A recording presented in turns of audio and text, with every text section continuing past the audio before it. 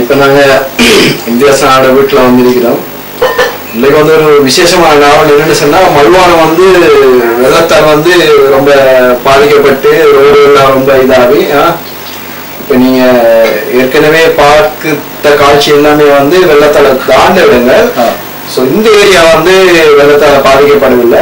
ஆனால் இதுக்கு சுற்றி வர எல்லா ஏரியாவும் பாதிக்கப்பட்டிருக்குது. ஆனால் நாங்கள் இப்போ இங்கிருந்து வந்து நாங்கள் வெளியில் போகிறோம்னு சொன்னால் எப்படியும் ஒரு நீரை கடந்து தான் போயிடும். ஏன்னா நீர்மட்டம் கூடினதால இது வந்து இந்தியாஸ்ல ஒவ்வொரு வருஷம் வந்து இப்படி ஆகும். இது வந்து எப்படிதான் முந்தி காலம் சொன்னா எப்படின்னு கேட்டா வருஷத்துக்கு ஒருக்கா 2 வருஷத்துக்கு ஒருக்கா இந்த மேல் பகுதிகள்ல இந்த லட்சமான ஹேட்டன் நாட்டன் அந்த சைடுல மழை பெய்யுதுன்னு சொன்னா ஆற்றுல நீர்மட்டம் கூடி வரும்.